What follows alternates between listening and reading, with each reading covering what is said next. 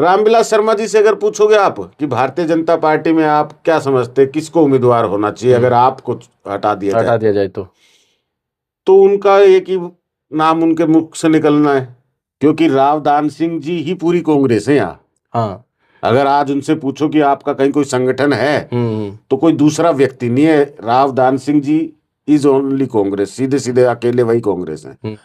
मेरे ख्याल से काफी सोचने के बाद अगर रावदान सिंह जी का कोई जवाब आएगा तो वो आएगा रामविलास शर्मा जी ही भारतीय जनता पार्टी है, दूसरे किसी व्यक्ति का कोई लेना देना दोनों नहीं। बड़े जो हमारे ऊपर ये अभिशाप बन के 45 साल की राजनीति बैठी हुई है, दो नेता बारी बारी से चुनाव में चुन के आने के बावजूद भी जो काम नहीं करते, अगर इनको नहीं बदलते हैं पार्टी पे तो बहुत बाद में जाएंगे हम। इस वक्त सबसे बड़ी जरूरत है जो 45 साल से दो व्यक्तियों के बीच में जो फ्रेंडली मैच है इसको तोड़ना है।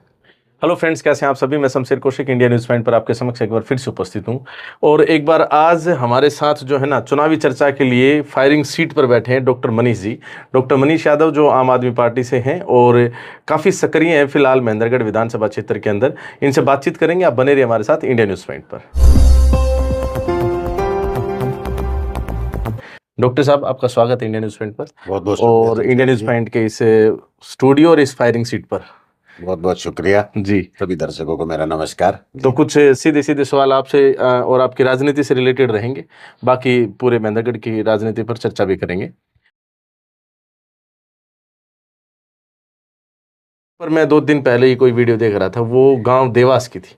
गांव देवास के अंदर जो है आप थे और वहाँ की समस्या से परिचित करवा रहे थे लोगों को।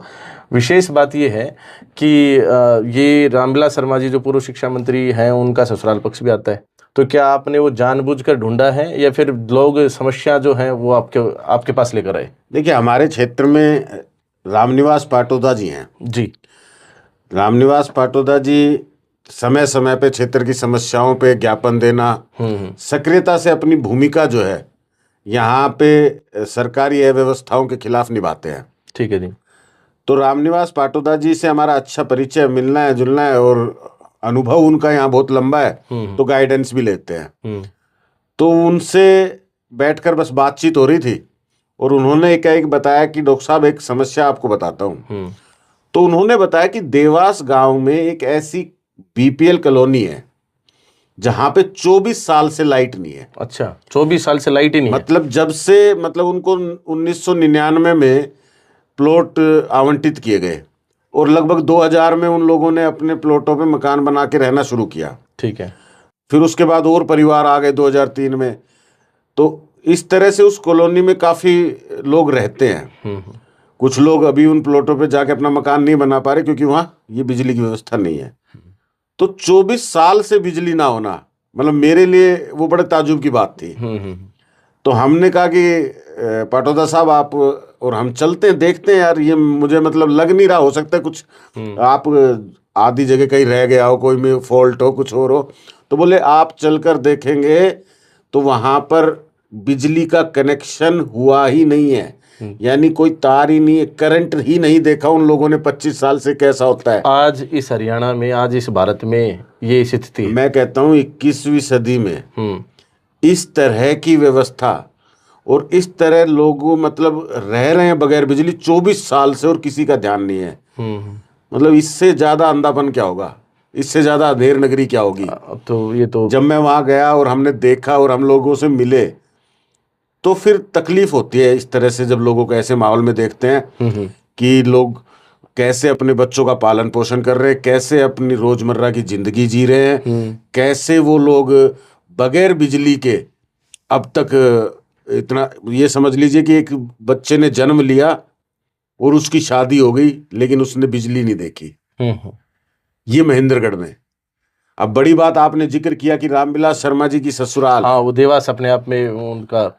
तो रामविलास जी क्या अपने में और बीपीएल परिवारों में इतना फासला रखते हैं कि खुद के पास, उनके पास सारी सुख सुविधाएं रहे और बीपीएल परिवार जो 25 साल से बिजली की मांग कर रहे हैं, नेताओं को बार बार वोट भी दे रहे हैं, उसके बावजूद भी कोई सुनवाई ना हो?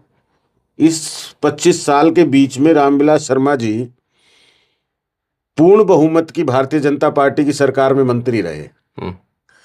मुझे लगता है अगर इस तरह के परिवार, सैकड़ों परिवार अगर महेंद्रगढ़ हलके में बगैर बिजली जी रहे थे तो उनका ध्यान जरूर जाना चाहिए था।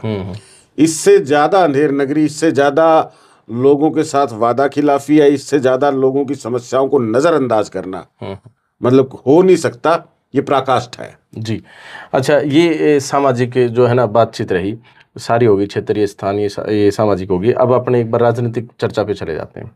तो आम आदमी पार्टी के आप उम्मीदवार हो गए, फिर आपका सामना हुआ सभी लोगों से, फिर आप मान लीजिए एक बार जीत गए।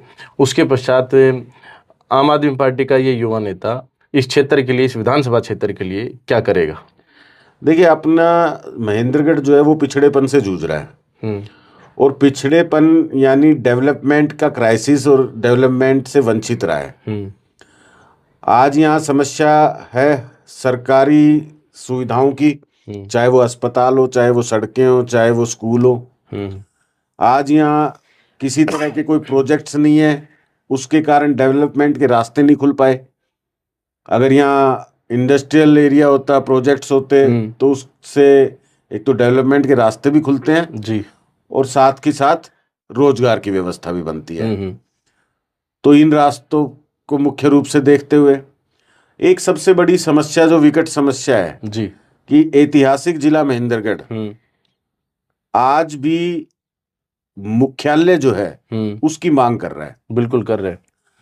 जिले का नाम महेंद्रगढ़ है और ऐतिहासिक नगरी भी है महेंद्रगढ़, लेकिन मुख्यालय नहीं है। लेकिन जिला मुख्यालय जो नारनौल में है और एक बहुत बड़ा आबादी क्षेत्र जो है वो मजबूर है कि जिले में होते हुए भी वो सफर तय करके नारनौल जाता है अपनी समस्याओं को लेके।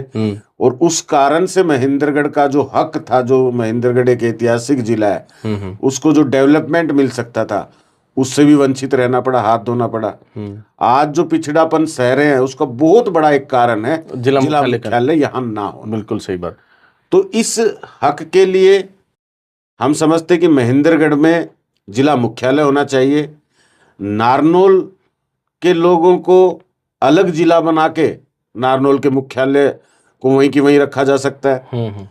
तो ये मतलब वहां नारनौल को जिला घोषित अलग से कर दें और यहाँ मुख्यालय दे दें। जिला तो है ही पहले से ही महेंद्रगढ़। जब आप सेगमेंट्स में डिवाइड करते हो तो डेवलपमेंट का रास्ता खुलता है और डेवलपमेंट और ज्यादा अच्छे से हो सकता है जी। एक बहुत बड़ा कार्य क्षेत्र अगर किसी को दे दिया जाए तो वो काम नहीं कर सकता।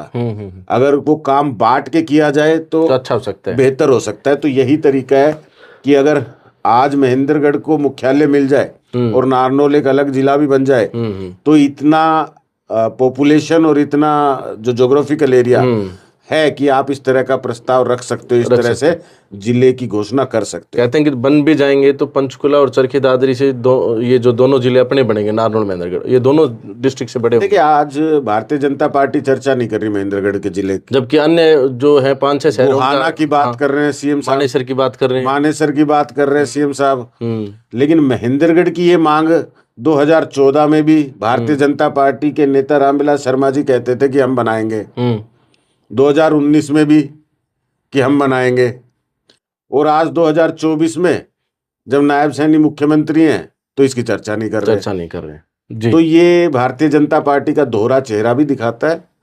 और हमारे साथ जिस तरह पहले भेदभाव होता है, चाहे वो ये लोकदल में रहा हो, चाहे वो कांग्रेस में रहा हो, भारतीय जनता पार्टी भी दक्षिण हरियाणा और महेंद्रगढ़ जिले विशेष तौर पे के साथ पूरा भेदभाव कर रही है। तो जिला मुख्य की लड़ाई में भी, मतलब जिला मुख्यालय की लड़ाई में भी आप अग्रसर रहेंगे? बिल्कुल, हम समझते हैं सरकार को करना चाहिए और कोई इसमें गलत भी नहीं है। हाँ। सरकार क्यों नहीं कर रही, उसकी मंशा क्या है, क्या कोई राजनीतिक द्वेष भावना से नहीं कर रही, ये समझने की बात है। हम लोग संघर्ष करें, लड़ाई लड़े और उसके बाद आप कोई फैसला करो और वो भी कागजी। क्योंकि आज महेंद्रगढ़ के अंदर एक आईएमटी की घोषणा हुई, उस आईएमटी को घोषणा में आप देख रहे हैं 10 साल बीत गए। 10 साल में अगर आज उस वक्त ये आईएमटी बना दी जाती तो इस क्षेत्र के लोगों को कितना रोजगार मिल जाता, कितना डेवलप हो जाता है एरिया। बिल्कुल लेकिन होता 10 साल से वो घोषणा कागजों में है। है। भारतीय जनता पार्टी से हमें कोई उम्मीद नहीं है।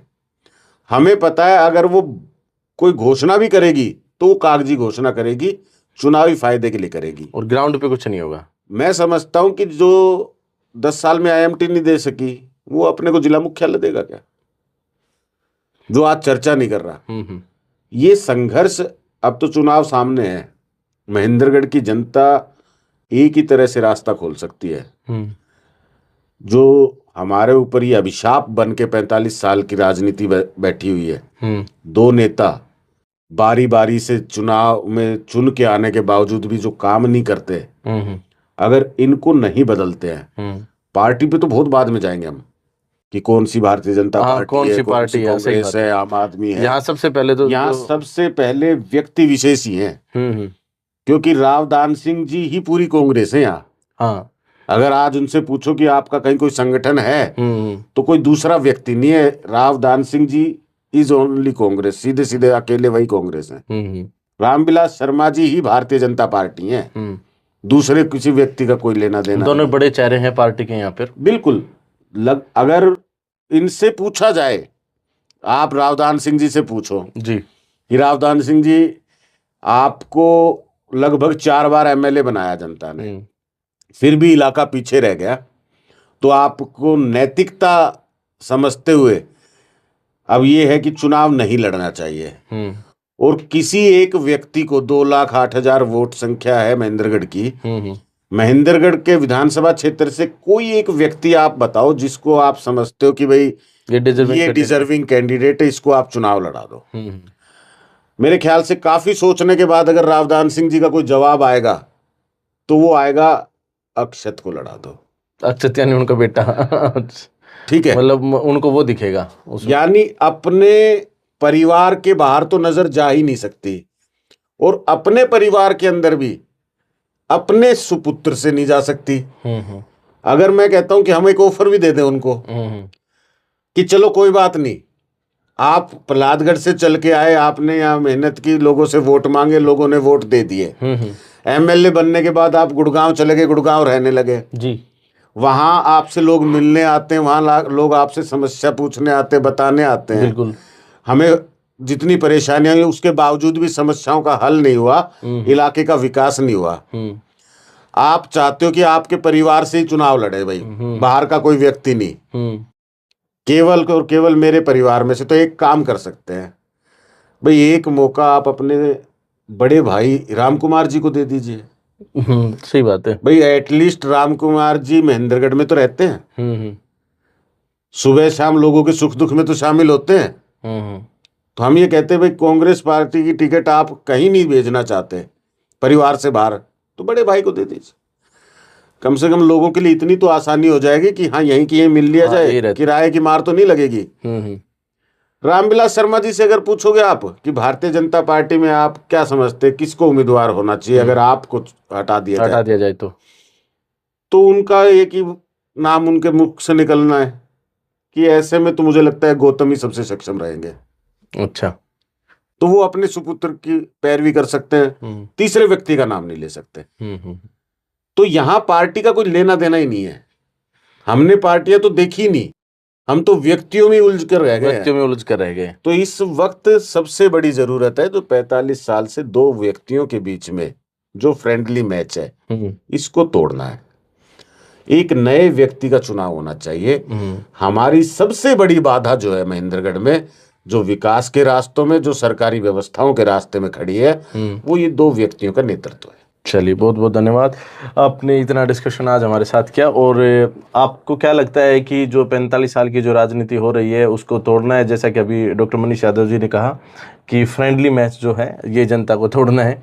बाकी इस चर्चा में आज हमारे साथ डॉक्टर मनीष जी थे, काफ़ी सक्रिय हैं आज की डेट में आम आदमी पार्टी की ओर से, और काफ़ी सामाजिक कार्यों में भी हैं, और चुनावी जनसभा भी आजकल तो करते नज़र आते हैं। तो डॉक्टर मनीष यादव जी के बारे में आप क्या कहेंगे, ये अपनी कमेंट बॉक्स में राय अवश्य दें। बाकी डॉक्टर साहब, आपका बहुत बहुत धन्यवाद, आप आए स्टूडियो में और इतनी चर्चा की। शमशेर जी आपका, और आपने मौका दिया हमें। जी। और आप सभी का भी बहुत बहुत शुक्रिया क्योंकि आपने भी हमें यहाँ तक सुना है, अपना कीमती समय निकालकर। आपके सामने इस तरह के और इंटरव्यूज़ और राजनीतिक चर्चाएं, साथ में सामाजिक खबरें सभी आपको दिखाते रहेंगे। आप बने रहिए हमारे साथ इंडिया न्यूज़ पॉइंट पर, और इतना प्यार देने के लिए दिल की गहराई से बहुत बहुत धन्यवाद। जय हिंद, जय भारत।